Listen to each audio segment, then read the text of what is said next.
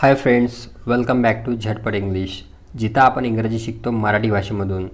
Friends, या व्हिडिओमध्ये आपण शूड हॅव, कुड हॅव आणि वूड हॅवचा उपयोग कसा करायचा ते डिटेलमध्ये बघणार आहोत. त्यामुळे व्हिडिओ अत्यंत महत्त्वाचा असणार आहे. व्हिडिओ कुठेही स्किप करू नका, व्हिडिओ शेवटपर्यंत बघा. आणि या चॅनलवर जर आपण नवीन असाल तर चॅनलला सबस्क्राईब करायला विसरू नका.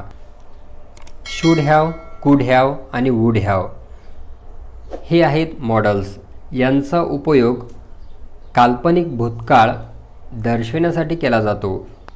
आता एक्झॅक्ट शूड हॅवचा यूज केव्हा करायचा, कुड हॅवचा यूज केव्हा करायचा आणि वूड हॅवचा यूज केव्हा करायचा ते आता आपण बघणार आहोत. So let's begin this video. Friends, सुरुवातीला आता आपण बघणार आहोत शूड हॅवचा यूज कसा करायचा. शूड हॅव यानंतर व्हर्बचं थर्ड फॉर्म आपल्याला यूज करायचा आहे. जेव्हा पास्टमध्ये आपण एखादी गोष्ट करायला पाहिजे होती असं जेव्हा आपल्याला म्हणायचं असेल, म्हणजेच बोलायच्या वेळेस म्हणजे प्रेझेंटमध्ये जेव्हा आपण बोलत आहोत आणि आपल्याला असं म्हणायचं आहे की मी अशी अशी गोष्ट करायला पाहिजे होती, तेव्हा या स्ट्रक्चरचा यूज आपल्याला करायचा आहे. मराठी वाक्यांच्या शेवटी करायला पाहिजे होते अशा प्रकारची शब्दरचना येते. चला आता काही एक्झाम्पल्स आपण बघूयात. मी औषध घ्यायला पाहिजे होते. अर्थात बघा, या ठिकाणी ही जी ॲक्शन आहे किंवा ही जी क्रिया आहे ही भूतकाळात घडलेली नाही आहे, परंतु ती भूतकाळात घडायला पाहिजे होती अशा प्रकारचा अर्थ यातून निघतो. मी औषध घ्यायला पाहिजे होते. I should have taken the medicine. I should have taken the medicine. त्याने आधी विचार करायला पाहिजे होता. अर्थात त्याने आधी विचार केला नव्हता, परंतु आपण आता सध्या म्हणत आहोत की त्याने आधी विचार करायला पाहिजे होता. He should have thought before. He should have thought before. तिने अभ्यास करायला पाहिजे होता. She should have studied. She should have studied. त्यांनी तुला मदत करायला पाहिजे होती. They should have helped you. They should have helped you. मी डॉक्टरकडे जायला पाहिजे होते. I should have gone to the doctor. I should have gone to the doctor. Sachin खेळायला पाहिजे होता. Sachin should have played. Sachin should have played. तर फ्रेंड्स, अशा प्रकारे बघा, शूड हॅवचा यूज आपल्याला केव्हा करायचा आहे, शूड हॅव प्लस V3चा यूज केव्हा करायचा आहे, जेव्हा पास्टमध्ये आपण एखादी क्रिया करायला पाहिजे होती असं जेव्हा आपल्याला सांगायचं असेल तर त्यावेळेस आपण शूड हॅव प्लस V3 या स्ट्रक्चरचा यूज करायचा असतो. चला आता पुढील सेंटेन्स आपण मला कॉमेंट करायचं आहे. मी तिला फोन करायला पाहिजे होता. हे सेंटेन्स इंग्लिशमध्ये कसे होईल ते आपण मला कॉमेंट करा. चला, यानंतर नेक्स्ट आहे शुडंट हॅव. म्हणजेच शूड हॅवचं निगेटिव्ह फॉर्म आहे शुडंट हॅव आणि त्यानंतर व्हर्बचं थर्ड फॉर्म यूज करायचं आहे. जेव्हा पास्टमध्ये भूतकाळामध्ये आपण एखादी गोष्ट करायला पाहिजे नव्हती, अर्थात ती गोष्ट आपण केलेली आहे परंतु ती गोष्ट आपण करायला पाहिजे नव्हती किंवा ती गोष्ट करायला नको होती, तेव्हा अशा प्रकारचा अर्थ व्यक्त करण्यासाठी या स्ट्रक्चरचा यूज केला जातो. शुडंट हॅव प्लस व्हर्बचं थर्ड फॉर्म. चला आता काही एक्झाम्पल्स आपण बघूयात. तू मला त्यावेळी फोन करायला पाहिजे नव्हता. अर्थात त्यावेळी तू मला फोन केला परंतु तू मला त्यावेळी फोन करायला पाहिजे नव्हता. You shouldn't have called me that time. You shouldn't have called me that time. तिने आम्हाला त्रास द्यायला पाहिजे नव्हता. She shouldn't have troubled us. She shouldn't have troubled us. त्याने फोन विकत घ्यायला पाहिजे नव्हता. He shouldn't have bought the phone. अर्थात ती ॲक्शन होऊन गेली, त्याने फोन विकत घेतलेला आहे, परंतु आपण सध्या म्हणत आहोत की त्याने तो फोन विकत घ्यायला पाहिजे नव्हता. He shouldn't have bought the phone. त्यांनी त्याला शिक्षा करायला पाहिजे नव्हती. They shouldn't have punished him. They shouldn't have punished him. तुम्ही तिथे जायला नको होते. You shouldn't have gone there. You shouldn't have gone there. तर फ्रेंड्स, अशा प्रकारे शुडंट हॅव प्लस V3चा यूज आपल्याला केव्हा करायचा आहे, जेव्हा पास्टमध्ये आपण एखादी गोष्ट करायला पाहिजे नव्हती हे सांगण्यासाठी आपण या स्ट्रक्चरचा यूज हा करायचा असतो. चला आता पुढील सेंटेन्स तुमच्यासाठी आहे. तुम्ही त्याला मारायला नको होते. हे सेंटेन्स इंग्लिशमध्ये कसे होईल ते आपण मला कॉमेंट करायचं आहे. फ्रेंड्स, मॉडेल्सवरती मी एक सेपरेट व्हिडिओ बनवलेला आहे. जर आपण तो बघितलेला नसेल तर वर आय बटनमध्ये तसेच या व्हिडिओच्या डिस्क्रिप्शन बॉक्समध्ये त्या व्हिडिओची लिंक दिलेली आहे. तिथून आपण तो नक्की बघावा, कारण त्या व्हिडिओमध्ये मी डिटेलमध्ये मॉडेल्स समजून सांगितलेले आहे. यानंतर आहे कुड हॅव प्लस V3, अर्थात कुड हॅव नंतर व्हर्बचं थर्ड फॉर्म कसं यूज करायचं. बघा, ज्यावेळेस पास्टमध्ये आपण एखादी गोष्ट करू शकलो असतो असं जेव्हा आपल्याला सांगायचं असेल तेव्हा आपण कुड हॅव नंतर व्हर्बचं थर्ड फॉर्म यूज करायचं आहे. चला आता काही एक्झाम्पल्स आपण बघूयात. मी औषध घेऊ शकलो असतो. I could have taken the medicine. I could have taken the medicine. मी तिला आमंत्रित करू शकलो असतो. I could have invited her. I could have invited her. तो तिथे जाऊ शकला असता. He could have gone there. He could have gone there. मी तिला पैसे दिले असते तर ती मोबाईल घेऊ शकली असती. If I had given her money she could have bought a mobile. If I had given her money she could have bought a mobile. जर त्याच्याजवळ पुस्तके असती तर तो आणखी अभ्यास करू शकला असता. If he had books he could have studied more. If he had books he could have studied मोर.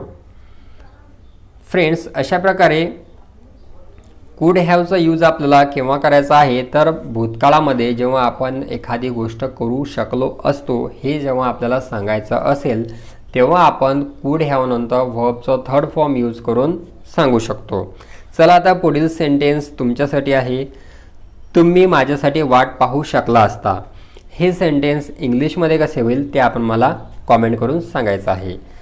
चला, यानंतर आहे कुडंट हॅव प्लस V3, अर्थात कुड हॅवचा निगेटिव्ह फॉर्म आहे कुडंट हॅव आणि त्यानंतर आपल्याला यूज करायचं आहे व्हर्बचं थर्ड फॉर्म. बघा, भूतकाळामध्ये एखादी गोष्ट आपण करू शकलो नसतो हे सांगण्यासाठी या स्ट्रक्चरचा यूज हा करायचा असतो. चला आता काही एक्झाम्पल्स आपण पाहूयात. तो मला आणखी पैसे देऊ शकला नसता. He couldn't have paid me more. He couldn't have paid me more. जर मी लंडनला असतो तर तिला आमंत्रित करू शकलो नसतो. If I was in London I couldn't have invited her. If I was in London I couldn't have invited her. ती तिथे जाऊ शकली नसती. She couldn't have gone there. She couldn't have gone there. मी तिला मदत करू शकलो नसतो. I couldn't have helped her. I couldn't have helped her.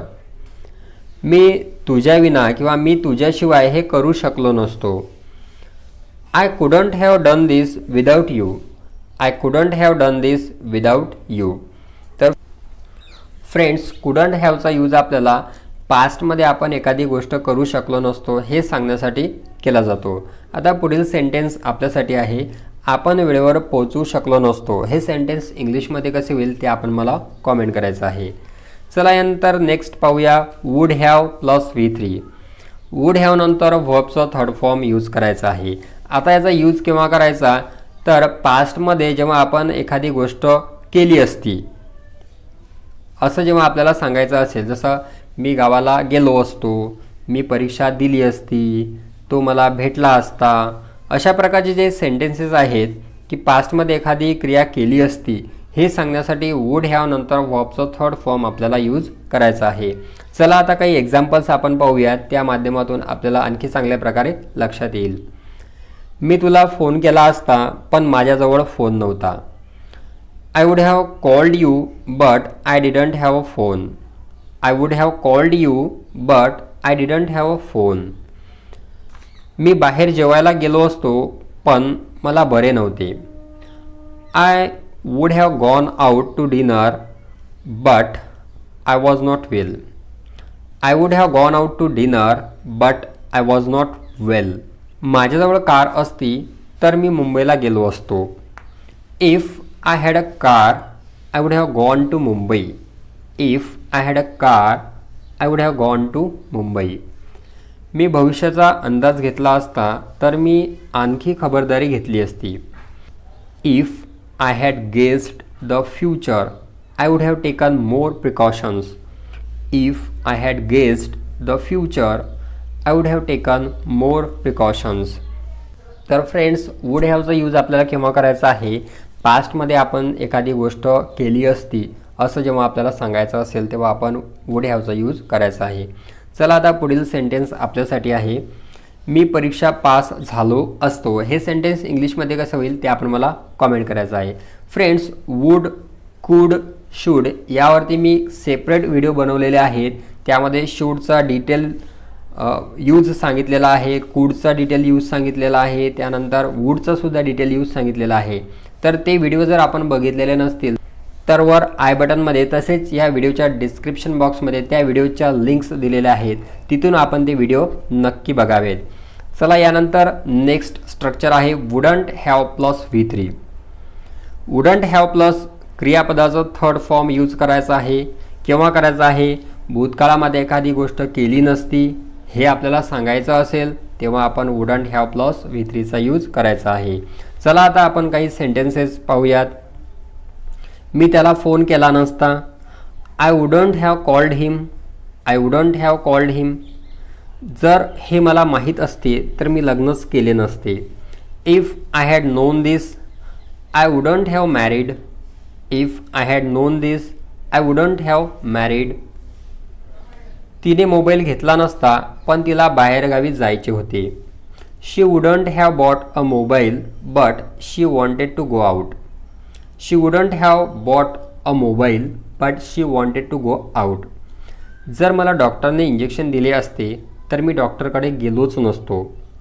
If the doctor had given me an injection I wouldn't have gone to the doctor. If the doctor had given me an injection I wouldn't have gone to the doctor.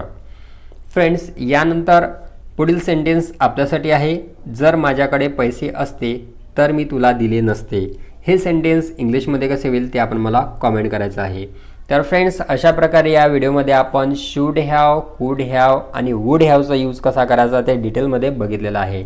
तरीसुद्धा आपल्या काही अडचणी असतील, आपले काही problems असतील तर आपण नक्की मला कॉमेंट करा. See you in the next video. Good bye.